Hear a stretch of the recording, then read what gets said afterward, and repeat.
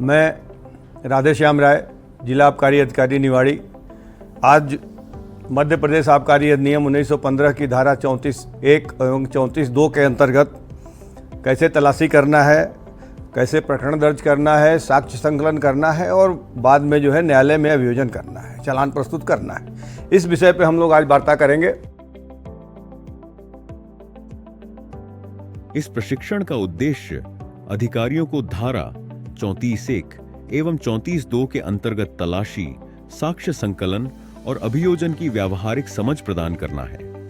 प्रशिक्षण के अंत में प्रतिभागी सक्षम होंगे अपराध की सूचना को अभिलेखित करने और प्रारंभिक कार्रवाई करने में, पंच साक्षियों की उपस्थिति में तलाशी और मदिरा परीक्षण करने में, गिरफ्तारी, दस्तावेजीकरण और डिजिटल साक्ष्य प्रस्तुत करने में, अनुसंधान, फरारी पंचनामा और चालान प्रस्तुति की प्रक्रिया समझने में। यह प्रशिक्षण आपको सूचना से लेकर न्यायालय तक की विधिक कार्यवाही की समग्र समझ प्रदान करेगा।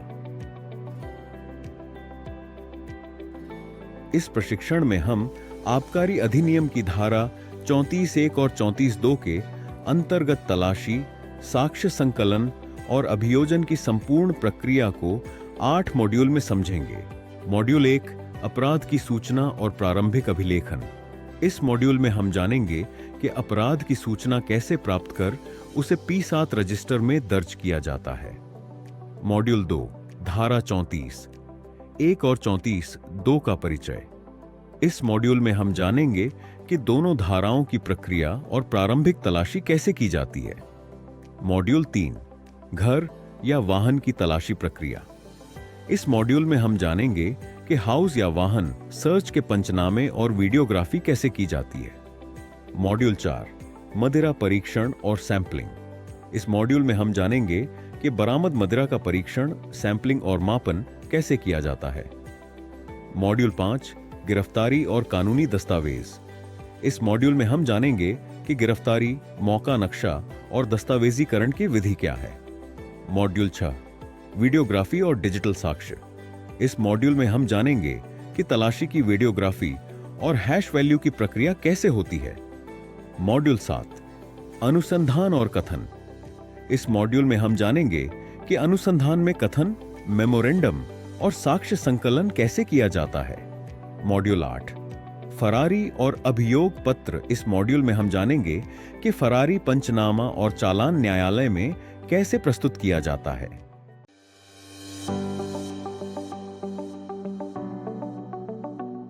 सबसे पहले हम ये बताना चाहेंगे कि कोई भी धारा के अंतर्गत अगर अपराध होता है तो उसमें सबसे महत्वपूर्ण होती है सूचना। सूचना हमको या तो कार्यालय में प्राप्त होती है या तो गश्त के दौरान प्राप्त होती है। अगर कार्यालय में सूचना प्राप्त होती है तो हम उसको P7 में दर्ज करते हैं। दर्ज करने के बाद घटनास्थल पे जाते हैं, कार्रवाई करते हैं। कार्रवाई करके जब लौटते हैं तो फिर P7 में हमको उसके परिणाम दर्ज करने पड़ते हैं। सूचना हमारी सफल रही, असफल रही, क्या जब्त हुआ, क्या सीजर हुआ, इसका हम उसमें P7 में दर्ज करते हैं। इस मॉड्यूल में हमने जाना कि सूचना कार्यालय या गश्त से प्राप्त होकर P7 रजिस्टर में दर्ज की जाती है और परिणाम भी उसमें अंकित किए जाते हैं। अब बढ़ते हैं अगले मॉड्यूल की ओर। हमारा विषय जो है 34(1) एवं 34(2) है। दोनों में कार्रवाई जो है एक ही प्रक्रिया में होती है। पंचनामा, पंचान आहूत करते हैं, पंच साक्षियों को आहूत करते हैं, जामा तलाशी करते हैं, फिर तलाशी करते हैं, फिर अगर कोई चीज़ें प्राप्त होती है तो उसको सीजर करते हैं। सीज करके फिर उसके बाद आगे की कार्रवाई करते हैं, गिरफ्तारी करते हैं और कथन लेते हैं। लेकिन जो 34(क) है वो अमूमन क्या होता है कि ये अपराध जो है अमूमन कोर्ट में स्वीकार हो जाते हैं। तो ये हम लोग इस प्रक्रिया को सामान्यतः जो है थोड़ा लंबे प्रोसीजर में नहीं ले जाते हैं। हम सबसे पहले जो है सूचना प्राप्त हुई या तो गश्त के दौरान या कार्यालय में। अगर गश्त के दौरान प्राप्त हुई तो हम घटनास्थल पे पहुंचे। घटनास्थल पे पहुंचे तो मौके का पंच साक्षी बुलाए, पंच साक्षी को आहूत किए, उनका नाम पता पूछे। अगर घर की तलाशी लेना है तो गृह स्वामी को, या अगर किसी वाहन की तलाशी लेना है तो वाहन रोकेंगे, वाहन में जो बैठे हैं उनका परिचय लेंगे, उनका नाम पता पूछेंगे और उसके बाद अपनी कार्रवाई प्रारंभ करेंगे। जो गृह स्वामी है या वाहन स्वामी है या जो जिसकी हमको तलाशी लेनी है, उस व्यक्ति का पूरा पता लिखेंगे और उसके बाद उसकी पंचनामा बना के पंच साक्षियों के अपने एवं उस व्यक्ति के जिसके यहाँ तलाशी लेना है उसके हस्ताक्षर करवाएंगे। पंचनामा जामा तलाशी के बाद 34 अगर क है प्रकरण तो हम अमूमन सीधे तलाशी लेते हैं। तलाशी में अगर कोई आपत्तिजनक वस्तु मिलती है तो उसको बाहर ले आएंगे, बाहर ले आके और उसका परीक्षण करेंगे। परीक्षण में अगर वो द्रव या द्रव्य जो भी है, अगर वो मादक द्रव्य मिलता है, अगर शराब है या भांग है या कोई किसी प्रकार की हाथ भट्टी की शराब है, विदेशी मदिरा है, देसी मदिरा है, उसका परीक्षण करेंगे। परीक्षण का एक पंचनामा बनाएंगे, पंचनामा मदिरा परीक्षण। मदिरा परीक्षण बनाने के बाद हम उसमें भी गवाहों के और गृह स्वामी के या वाहन स्वामी के वो अपने हस्ताक्षर करेंगे। पंचनामा मदिरा परीक्षण हो गया, उसके बाद फिर सीजर लेते हैं। 34 क में सीधे सीजर ले लेते हैं और सीजर लेके उसमें पूरा उल्लेख करते हैं। सीजर में एक उसमें संक्षिप्त नोट रहता है जिसमें हम बताते हैं कि हमने आज क्या क्या किया। सीजर के बाद गिरफ्तारी करते हैं। तो गिरफ्तारी जो है संज्ञेय अपराधों में जो हम डायरेक्ट करते हैं और गिरफ्तारी के बाद अगर अपराध जमानती है तो हम उसको जमानत दे देते हैं। जमानत के बाद उसको फिर अब तारीख दे देते हैं और आगे के प्रोसीजर में गवाहों के कथन काटते हैं, आरोपी के भी कथन काटते हैं, उसमें उनसे पूछताछ करते हैं भाई ये वस्तु अगर ड्यूटी पेड है तो कहाँ से आई, उसके कथन से फिर आगे बढ़ते हैं। अगर उसने कोई संबंधित दुकान का नाम या किसी स्थल का नाम बताया या किसी व्यक्ति का नाम बताया कि इस व्यक्ति से हमने ये लिया है, तो हम उस व्यक्ति को पास जाते हैं, फिर उसको भी गिरफ्तार करते हैं, उसको आरोपी बनाते हैं। और अगर उसने कुछ अगर ऐसा नहीं बताया या हाथ भट्टी की शराब है या उसमें आगे आप अनुसंधान में अपने को ऐसा प्रतीत हो रहा है कि आगे हमको इसमें कोई इन्वेस्टिगेशन शेष नहीं बचा है या कोई लिंक हमको आगे बढ़ने के लिए नहीं मिल रही है, तो हम फिर उसका अभियोजन कर देते हैं, कोर्ट में चालान बना के कोर्ट में प्रस्तुत कर देते हैं। लेकिन कायदे से अगर हम देखें तो घटना स्थल के आसपास के जो अगर पंच साक्षी मिल जाएं तो और उनको अगर हम पंच साक्षी बनाते हैं तो वो ज़्यादा अच्छा है, क्योंकि कोर्ट में जब आप गवाही देने जाएंगे उस समय जो वकील है विपक्ष का वो आपसे तरह तरह के सवाल पूछेगा कि आसपास के लोगों को क्यों नहीं रखा, इनको क्यों नहीं रखा। इसलिए अधिकतर जो है अधिकांश आपको घटना स्थल के आसपास के पंच साक्षियों को रखना चाहिए। इस मॉड्यूल में हमने जाना कि पंच साक्षियों की उपस्थिति में तलाशी, सीजर और गिरफ्तारी की कार्यवाही की जाती है। अब बढ़ते हैं अगले मॉड्यूल की ओर। घटनास्थल पे अगर हमको हाउस सर्च करना है तो हाउस सर्च का बनेगा, और नहीं अगर हमने कोई वाहन रोका है, किसी वाहन की तलाशी लेनी है तो एक पंचनामा वहाँ बनाना पड़ेगा। पंचनामा जो है वाहन को रोकना और उसकी तलाशी लेना। फिर हम जैसे मान लीजिए हाउस सर्च करना है तो हम घटनास्थल पे पहुँचे, तस्दीक पंचनामा बनाते हैं घटनास्थल पर कि जो हमको सूचना मिली है कि ये फलाने व्यक्ति के यहाँ हमको अवैध शराब है या कोई भी मादक द्रव्य है, उसके हमको तलाशी लेनी है, तो वो उसी व्यक्ति का स्थान है, माने घर है कि नहीं है, हम उसी स्थान पे पहुँचे हैं कि नहीं पहुँचे हैं, तो पंच साक्षियों के समक्ष वहाँ आसपास के लोगों से पता किया, या गृह स्वामी है तो गृह स्वामी को बुलाए, उसका नाम पता पूछे, तस्दीक किए, वो एक तस्दीक पंचनामा बन जाता है। पंचनामा जामा तलाशी बनाने के बाद बिना वारंट तलाशी के बारे में एक उद्घोषणा करनी पड़ती है, जिसके अंतर्गत हमको ये विश्वास का कारण बताना पड़ता है कि हम फलाने के घर में मादक द्रव्य या देसी मदिरा, विदेशी मदिरा, जो भी सामग्री का हमारे पास सूचना है उसके संबंध में तलाशी लेना है, और इतना समय नहीं है कि हम मजिस्ट्रेट से जाकर सर्च वारंट प्राप्त करें, उसकी उद्घोषणा करनी पड़ती है। इसमें सबसे महत्वपूर्ण चीज़ ये है कि हम जब कार्रवाई प्रारंभ करते हैं तो उसी समय से हमको एक वीडियो भी बनाना पड़ता है, और वीडियो जो है पंचों को आहूत करने का, घटनास्थल पे पहुंचने का कंटिन्यूटी में वो वीडियो होना चाहिए। इस मॉड्यूल में हमने जाना कि बिना वारंट तलाशी से पहले तस्दीक पंचनामा और निरंतर वीडियोग्राफी आवश्यक है। अब बढ़ते हैं अगले मॉड्यूल की ओर। पंचनामा तलाशी बनाने के बाद जो सामग्री मिली है हम उसका जो है जांच करेंगे। बरामद द्रव्य क्या है, विदेशी मदिरा है, देसी मदिरा है, हाथ भट्टी है, भांग है या क्या है, जो भी है, उसका मदिरा परीक्षण करेंगे। तो 34(2) में सबसे महत्वपूर्ण है कि हमारी जो मदिरा परीक्षण है वो कम से कम 50 बल्क लीटर से अधिक होनी चाहिए। मदिरा परीक्षण में एक बात बहुत उल्लेखनीय है, बहुत महत्वपूर्ण है तमाम कोर्ट्स की जो रूलिंग है उसमें ये बताया गया है कि मदिरा को साबित करने के लिए रासायनिक परीक्षण कराया जाना अत्यंत आवश्यक है। रासायनिक परीक्षण के लिए सबसे महत्वपूर्ण है कि हमको घटनास्थल पर ही उसकी सैंपलिंग करनी पड़ेगी। तो कम से कम 3 सैंपल होने चाहिए जो सैंपलिंग पंचनामा सैंपलिंग बनेगा। पंचनामा सैंपलिंग में हम उल्लेख करेंगे कि मौके पर उसको सैंपलिंग ली गई, उसको लाह चपड़ी सील चपड़ी से सील बंद किया गया, घटनास्थल पे ही सील करेंगे और उसकी भी वीडियोग्राफी रहेगी कंटिन्यूटी में। परीक्षण के बाद हमको करना है 34(2) में मापन एवं गणना। वो घटनास्थल पर ही होगा मापन एवं गणना। मापन गणना भी 5 साक्षियों के समक्ष वीडियोग्राफी के समक्ष होगा, जिसमें हमको बताना पड़ेगा कि जो हमने मदिरा बरामद की है उसकी कुल मात्रा कितनी है। मापन बहुत सावधानी से करना है और मापन करने के उपरांत उसको मौके पे ही सीलबंद करना है। इस तरह से हमारी जब्ती कंप्लीट होती है। इस मॉड्यूल में हमने जाना कि बरामद मदिरा का परीक्षण 3 सैंपल की सीलिंग और मापन 5 साक्षियों के समक्ष किया जाता है। अब बढ़ते हैं अगले मॉड्यूल की ओर। जब्ती कंप्लीट करने के बाद आरोपी को गिरफ्तार करेंगे। गिरफ्तारी के लिए बीएनएस की धारा 2023 की धारा 35(1)(2) में उसका उल्लेख किया गया है, जिसमें एक चेक लिस्ट है। चेक लिस्ट के हिसाब से आपको उसमें भरना पड़ेगा कि हम भाई क्यों इसको गिरफ्तार कर रहे हैं। गिरफ्तारी के लिए पंचनामा गिरफ्तारी बनाना पड़ेगा, जिसमें स्थान का उल्लेख होगा, दिनांक का उल्लेख होगा, समय का उल्लेख होगा और किस अधिकारी ने गिरफ्तार किया है उसका नाम, पदनाम का स्पष्ट उल्लेख होगा। अभियुक्त जिसको गिरफ्तार किया गया है उसका नाम, पूरा पता, आयु लिखना पड़ेगा, साक्षियों का पूरा नाम लिखकर, और किस धारा के अंतर्गत उसको गिरफ्तार किया गया है इसका भी स्पष्ट उल्लेख होगा। पंचनामा गिरफ्तारी के बाद सबसे महत्वपूर्ण है 34(2) में घटनास्थल का मौका नक्शा 5 साक्षियों के समक्ष बनेगा, जिसमें घटनास्थल को दर्शाते हुए उसके अगल बगल पूर्व पश्चिम उत्तर दक्षिण में किसके किसके मकान है, खेत है, मार्ग है, क्या है, उसका विस्तृत उल्लेख करना पड़ेगा, जिससे उस स्थल की शिनाख्त हो सके। जब हम कोर्ट में जाएंगे गवाही देते समय तो उस समय अभियोजन के उपरांत जो है उसमें हम बता सकें, हम बताने की स्थिति में रहें कि यही घटना स्थल है जहाँ से हमने वह मदिरा जब्त की थी, या वह अवैध पदार्थ जब्त किया था, या वह मादक द्रव्य जब्त किया था। इसके बाद 34(2) में एक पंचनामा, ये भी बहुत महत्वपूर्ण है, बरामद सामग्री को कार्यालय ले जाने का।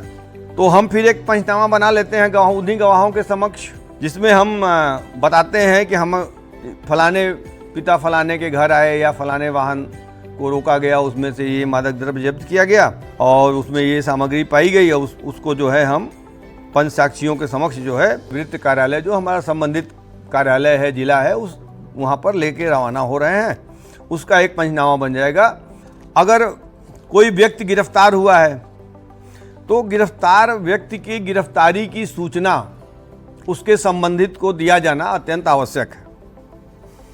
इसके लिए भी एक सूचना पत्र होता है, गिरफ्तारी की सूचना का पत्र। वो पत्र जो है 2 प्रति में बनता है और 2 प्रति में बनाकर जो मूल प्रति है वो जो गिरफ्तार व्यक्ति है उसके संबंधित परिचित को देते हैं और कार्बन कॉपी पे उसके हस्ताक्षर लेते हैं। कार्बन कॉपी अपने केस डायरी के साथ संलग्न हो जाता है। इस मॉड्यूल में हमने जाना कि गिरफ्तारी धारा 35 बीएनएस के अनुसार की जाती है और सभी पंचनामे साक्ष्य के रूप में आवश्यक हैं। अब बढ़ते हैं अगले मॉड्यूल की ओर। हमने जो 34(2) में जो कार्रवाई की है या 34(क) में कार्रवाई की है, आजकल 34(क) में भी वीडियोग्राफी आवश्यक है। माननीय न्यायालय अनेक बार जो है वीडियो मांगती हैं। अगर आपने वीडियोग्राफी नहीं की है तो उस समय बड़ी ऑकवर्ड स्थिति निर्मित हो जाती है और कई बार केस फेल होने की नौबत आ जाती है। इसलिए चाहे 34(क) का प्रकरण हो या 34(2) का प्रकरण हो, हमें वीडियोग्राफी करानी चाहिए। 34(2) में थोड़ा हम लंबी वीडियोग्राफी कराते हैं, ये कंटिन्यूटी में वीडियो रहता है। उस वीडियो को बनाकर उस वीडियो का जो है हम हैश वैल्यू निकालते हैं। हैश वैल्यू के लिए गूगल में जाकर हैश वैल्यू करके फिर सर्च करेंगे और वीडियो अपलोड कर देंगे तो वीडियो की हैश वैल्यू निकल जाएगी। तो हैश वैल्यू का एक सर्टिफिकेट है जो हमारे मतलब गिरफ्तारी की सूचना के देने के बाद या मतलब कभी भी मतलब हैश वैल्यू निकाल लेना आवश्यक रहता है। हैश वैल्यू का जो एक सीडी बनेगी या पेन ड्राइव में उसको ट्रांसफर करके आप उसको सीलबंद लिफाफे में हम उसको माननीय न्यायालय के समक्ष 48 घंटे में जमा करते हैं। इस मॉड्यूल में हमने जाना कि तलाशी की निरंतर वीडियोग्राफी से हैश वैल्यू बनाकर 48 घंटे में कोर्ट में जमा करनी होती है। अब बढ़ते हैं अगले मॉड्यूल की ओर।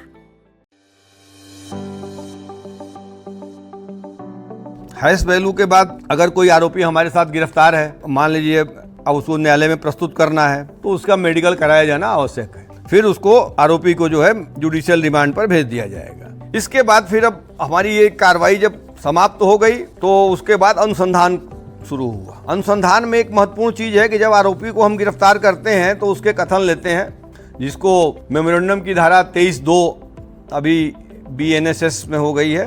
पहले ये धारा 27(2) होती थी, अब ये 23(2) हो गई है। मेमोरेंडम में अगर वो बताता है कि हमने मादक द्रव्य जो उसके पास से जब्त हुआ है उसको किसने दिया है, कहाँ से लाया है, उस मदिरा या मादक द्रव्य का मूल स्रोत क्या है, ये जानना, मतलब अनुसंधान में महत्वपूर्ण चीज यही है कि हमको उस मदिरा के या मादक द्रव्य के या सीजर पदार्थ के मूल स्रोत तक जाना आवश्यक है। इसके लिए हम उसका सबसे पहले कथन लेंगे पंच साक्षियों के समक्ष, और जो मौके के गवाह हैं उनके कथन लेंगे। जितने लोग उस अवैध कार्य में लिप्त हैं उन तक पहुंचना जो है अनुसंधान का मुख्य विषय होता है। और अनुसंधान तभी पूर्ण होगा जब हम लास्ट बिंदु तक पहुंचे, जो उस अपराध में संलिप्त हैं उन तक पहुंचे। जब तक हम अंतिम व्यक्ति तक नहीं पहुंचेंगे अनुसंधान को पूर्ण नहीं माना जाएगा। अब जैसे कोई वाहन से अवैध मदिरा जब्त होती है तो वाहन घटना दिनांक को उक्त वाहन जो है हम फिर RTO से पता करते हैं कि घटना दिनांक को उक्त वाहन किसके नाम रजिस्टर्ड था। तो अगर जिसके नाम से रजिस्टर्ड है उसी को हम आरोपी बनाते हैं। कई बार अगर किसी घर से हमने अवैध शराब जब्त किया है तो हमें इस बात का कब्जा साबित करने के लिए कि जिस व्यक्ति को हमने पकड़ा है या जिस व्यक्ति को हमने दर्शाया है कि इसके यहाँ से मदिरा जब्त हुई है या मादक द्रव्य जब्त हुआ है या अवैध पदार्थ जब्त हुआ है, उस या जिस मकान से जब्त किया है उस मकान पर घटना दिनांक को उस व्यक्ति का कब्जा था अथवा नहीं था, उसमें फिर वो कब्जा भी साबित करना आवश्यक हो जाता है। पंच साक्षियों का परीक्षण में इस सब बातों का उल्लेख होना चाहिए। तो कब्जा साबित करना इन 34(1) में और 34(2) में अत्यंत महत्वपूर्ण है। इस मॉड्यूल में हमने जाना कि मेमोरेंडम और गवाहों के बयान दर्ज कर कब्जा व स्रोत की पुष्टि की जाती है। अब बढ़ते हैं अगले मॉड्यूल की ओर। अनुसंधान पूर्ण होने के बाद हमें माननीय न्यायालय के समक्ष चालान प्रस्तुत करना है। तो उसमें उल्लेखनीय ये है कि हमको 34(2) में 60 दिन के भीतर माननीय न्यायालय के समक्ष चालान प्रस्तुत कर देना है। अगर आरोपी अभिरक्षा में है, जेल में है और हमने 60 दिन के अंदर चालान प्रस्तुत नहीं किया तो फिर 61वें दिन वो जमानत का पात्र हो जाएगा। अगर 34(2) के साथ 49 का भी है, जिसमें जहरीली शराब का जो प्रकरण बनता है, मानवीय सेवन के अनुपयुक्त शराब का, अगर वो भी है, दोनों धाराएं साथ लगी हुई हैं, तो फिर वो अवधि जो है 120 दिन की, 60 दिन से बढ़ के 120 दिन की हो जाती है। 120 दिन में हमको आरोपी का चालान माननीय न्यायालय के समक्ष प्रस्तुत करना आवश्यक होता है, अदरवाइज वो जमानत का पात्र हो जाएगा, जमानत का लाभ ले लेगा। हम जो कार्रवाई करते हैं उसमें एक और महत्वपूर्ण बिंदु ये है कि कई बार हम जैसे घटनास्थल पे जाते हैं और आरोपी घटनास्थल से फरार हो जाता है। जब घटनास्थल से फरार हो जाता है तो आरोपी की अनुपस्थिति में समस्त कार्रवाई करते हैं पंच साक्षियों के समक्ष, और उसके बाद आरोपी को गिरफ्तार करने के प्रयास करते हैं, जिसमें हमारा 6 महीने का समय है। 6 महीने के भीतर उसको हम गिरफ्तार करने का प्रयास करते हैं। कई बार ऐसी स्थितियां बनती है कि हम 6 महीने के भीतर उक्त आरोपी को गिरफ्तार नहीं कर पाते। अगर हम उक्त आरोपी को गिरफ्तार नहीं कर पाते हैं तो फिर हमें पंचनामा फरारी बनाना पड़ता है। पंचनामा फरारी बनाकर कई बार जाना पड़ता है, 2 बार 3 बार, कम से कम 3 पंचनामा फरारी बन जाए और 3 पंचनामा फरारी बनाकर चालान प्रस्तुत करते हैं। चालान प्रस्तुत करके हम कोर्ट में बयान होता है, कोर्ट में बयान देकर उसको फरार घोषित करवा देते हैं। फरार घोषित कराने के उपरांत हम चाहें तो उसकी चल अचल संपत्ति की जानकारी लेकर माननीय न्यायालय को दे देते हैं। फिर उसका वो कुर्की उड़की वारंट वो सब जो भी निकलना होता है निकल जाता है। दूसरी प्रक्रिया ये है कि अगर हमने किसी आरोपी को गिरफ्तार किया और उसने मेमोरेंडम में ये बताया कि नहीं इसमें ये अन्य लोग भी शामिल थे, तो जो गिरफ्तार है उसका तो हमने चालान प्रस्तुत कर दिया, लेकिन जिन लोगों का उसने नाम बताया है अगर उसको हमने 6 माह की अवधि में चालान प्रस्तुत करने के दिनांक तक अगर उनको गिरफ्तार नहीं किया है तो हम ऐसी दशा में पहले हम 173(8) में उसमें लिख देते थे कि 173(8) में पृथक से चालान लगाने की अनुमति माननीय न्यायालय के समक्ष हम दे देते थे। तो जो VNSS 2023 की धारा 193(9) के अंतर्गत हम उसी वाद में अभियोग पत्र में लिख देते हैं कि इसमें जो है ये लोग अनुसंधान में ये इनका चालान मैं प्रस्तुत कर रहा हूँ और इसमें इन लोगों का नाम आया है जिनकी आज तक गिरफ्तारी नहीं हुई है या अनुसंधान अपूर्ण है, ऐसी दशा में हम अनुसंधान पूर्ण करके फिर चालान प्रस्तुत करेंगे। तो इन धाराओं का उल्लेख करके अभियोग पत्र के साथ हम प्रस्तुत करेंगे माननीय न्यायालय के समक्ष।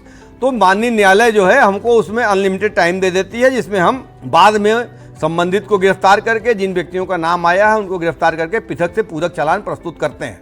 ये प्रक्रिया भी अपनानी चाहिए। अगर मान लीजिए गिरफ्तार हुआ ही नहीं है कोई व्यक्ति और फरारी में चालान प्रस्तुत करना है तो फिर वह BNSS की धारा 335 में चालान प्रस्तुत कर देंगे। बाद में अब वो माननीय न्यायालय से उनका वारंट निकलेगा, गिरफ्तार होंगे और गिरफ्तार होने के बाद उनको जो कार्रवाई होगी माननीय न्यायालय में समक्ष होगी। इस मॉड्यूल में हमने जाना कि चालान 60 या 120 दिनों में प्रस्तुत किया जाता है और फरारी की दशा में धारा 335 लागू होती है। अब बढ़ते हैं अगले मॉड्यूल की ओर। ये महत्वपूर्ण जो है हमारे आज का विषय था, जिनमें ये कार्रवाई आवश्यक थी। वीडियोग्राफी अत्यंत आवश्यक है, जो सभी लोग करवाएं, उसकी हैश वैल्यू निकालें, जिसमें जो है हमारे वीडियो में मदिरा परीक्षण और मापन स्पष्ट रूप से दिखना चाहिए। आशा है कि ये जानकारी आपके लिए उपयोगी सिद्ध होगी। इस संबंध में हमने एक प्रश्नोत्तरी भी तैयार की है और इसका उत्तर देने के बाद आपको एक प्रमाण पत्र प्राप्त होंगे जो आपके लिए अत्यंत उपयोगी होंगे।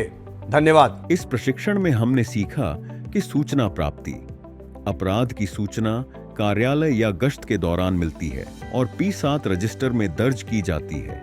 तलाशी प्रक्रिया, पंच साक्षियों की उपस्थिति में बिना वारंट तलाशी व तस्दीक पंचनामा तैयार किया जाता है। मदिरा परीक्षण, बरामद द्रव्य का परीक्षण, सैंपलिंग और मापन वीडियोग्राफी के साथ किया जाता है। गिरफ्तारी, धारा 35 ये BNS के अनुसार गिरफ्तारी कर आवश्यक पंचनामे तैयार किए जाते हैं। वीडियोग्राफी, तलाशी का वीडियो बनाकर हैश वैल्यू सहित 48 घंटे में न्यायालय में प्रस्तुत किया जाता है। अनुसंधान, मेमोरेंडम, गवाहों के बयान और रिकॉर्ड से कब्जा व स्रोत की पुष्टि की जाती है। चालान, 60 या 120 दिनों में चालान प्रस्तुत कर फरारी की दशा में धारा 335 लागू की जाती है। इन प्रक्रियाओं से अभियोजन मजबूत और न्यायिक कार्यवाही प्रभावी बनती है।